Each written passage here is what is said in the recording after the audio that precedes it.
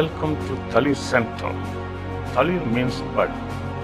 We are Capuchin Franciscans budding forth to serve God and people, especially those in the periphery, the gypsies, the transgender persons, the cobblers, the destitutes, the primitive tribes, rural women and men. Talir is also a virtual institute for spirituality, integrity, and transformation. Visit. We offer professional support to teachers, nurses, NGOs, etc. We also offer language courses in Italian, Spanish, and spoken English. Welcome to join us in our humble mission at www.talircenter.org. Contact us. Mail to talir@gmail.com. Thank you. Bienvenue au Talir Capuchin Online Ministries.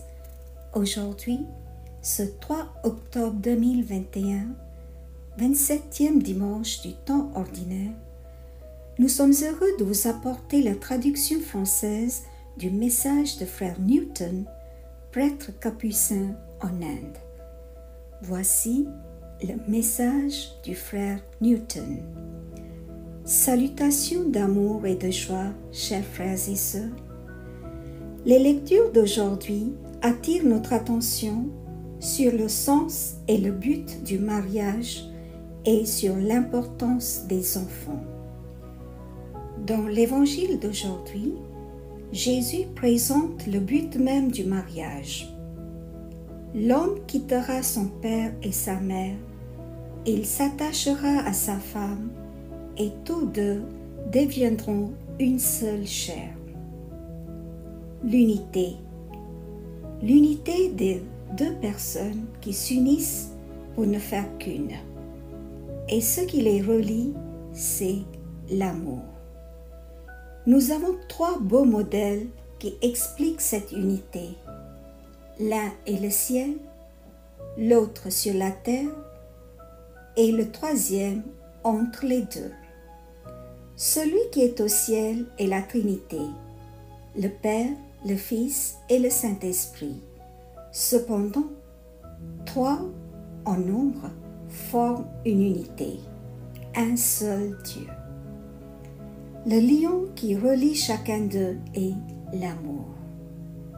Le deuxième modèle s'est manifesté sur terre, la Sainte Famille, Joseph, Marie et Jésus. Bien que trois en nombre, ils étaient unis comme un seul. Ce qui les unissait était l'amour. Le troisième modèle se situe entre le ciel et la terre, c'est-à-dire Jésus et son Église. Cette union inséparable en tant que tête et corps démontre à nouveau l'amour entre eux. Tous ces modèles soulignent le fait que l'amour est l'ingrédient vital du mariage qui favorise l'unité.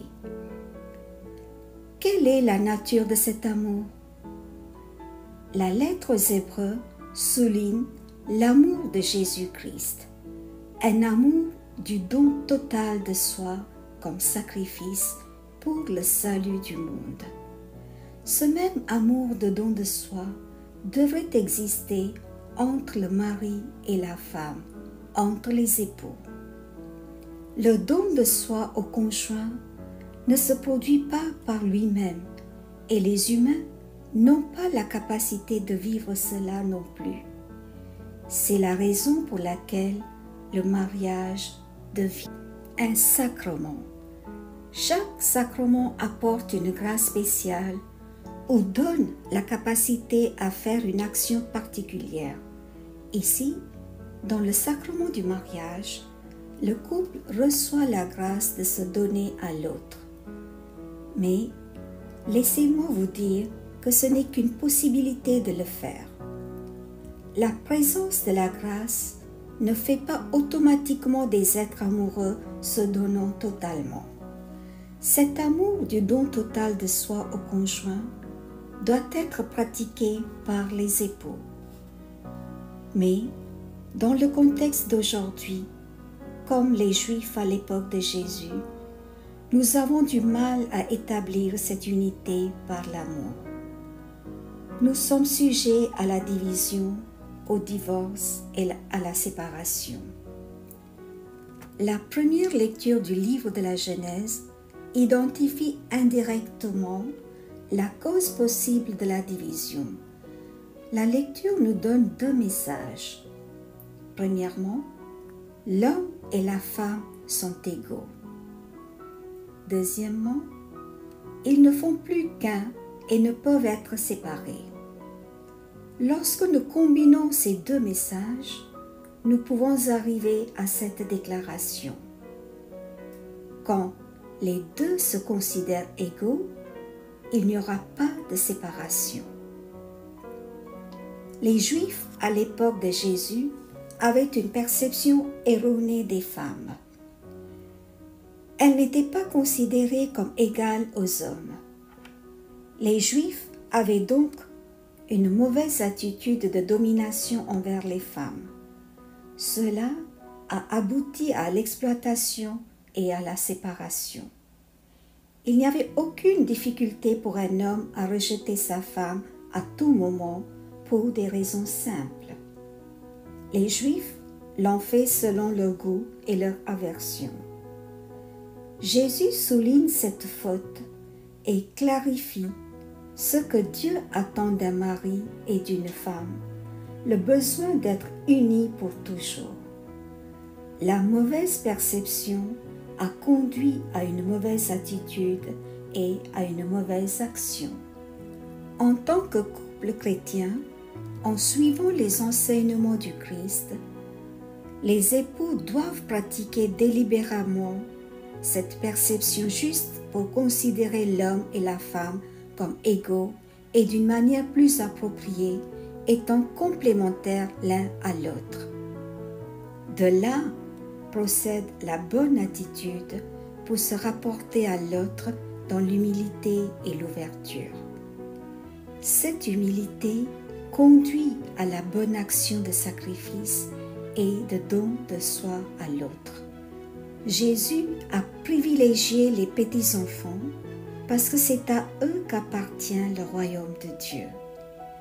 Quelle est la qualité qui les rend aptes au royaume de Dieu? C'est l'humilité.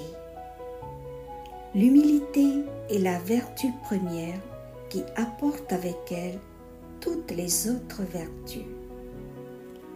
Que l'humilité règne dans les cœurs des époux et des épouses afin qu'ils puissent s'aimer et vivre l'un pour l'autre comme une seule unité. Question pour d'autres réflexions. Est-ce que je perçois mon conjoint comme mon égal et complémentaire? Quelle est mon attitude envers mon conjoint? Comment puis-je aider un couple qui est au bord de la séparation? Quelles sont les bonnes qualités des enfants que nous pourrions réapprendre? Amen. Bien chers sœurs et frères en Christ, continuons à prier la prière de 5 minutes tous les vendredis pendant 5 minutes de 20h à 20h05.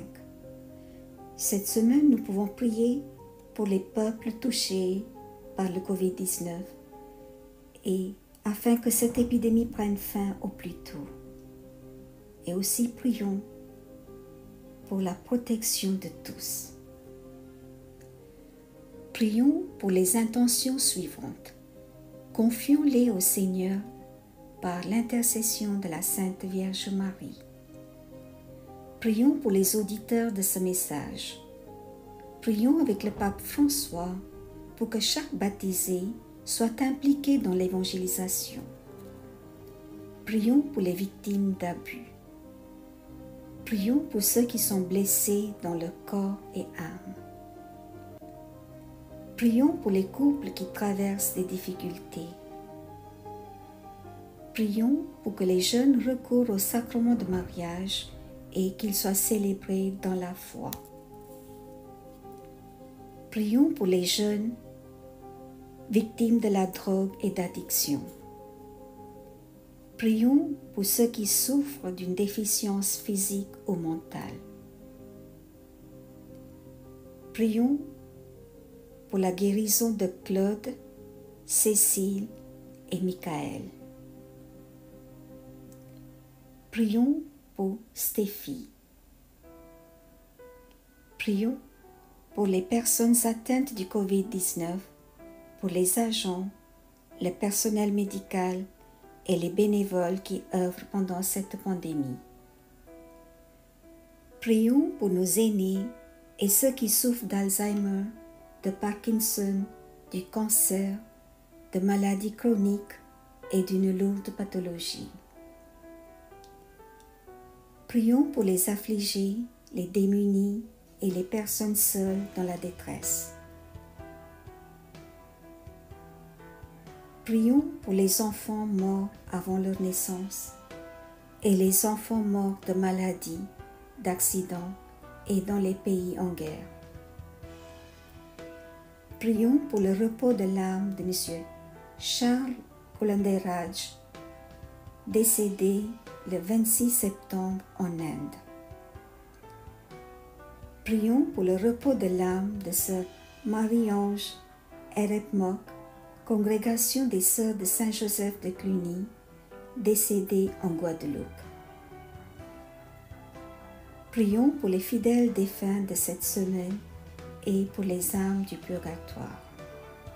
Seigneur, donne-leur le repos éternel et que brille sur eux la lumière de ta face. Qu'ils reposent en paix par la miséricorde de Dieu. Amen. Prions ensemble. Dieu d'amour et tout-puissant, renouvelle en nous le désir de vivre le mariage selon ton plan. Remplis-nous de ta grâce pour montrer notre amour de don de soi à nos conjoints et donne-nous la sagesse et la persévérance pour pratiquer cet amour comme Jésus l'a montré envers son Église. Nous faisons monter notre prière par le même Christ notre Seigneur qui vit et règne pour les siècles des siècles. Amen. Je vous remercie. Bon dimanche et bonne semaine. Soyez bénis.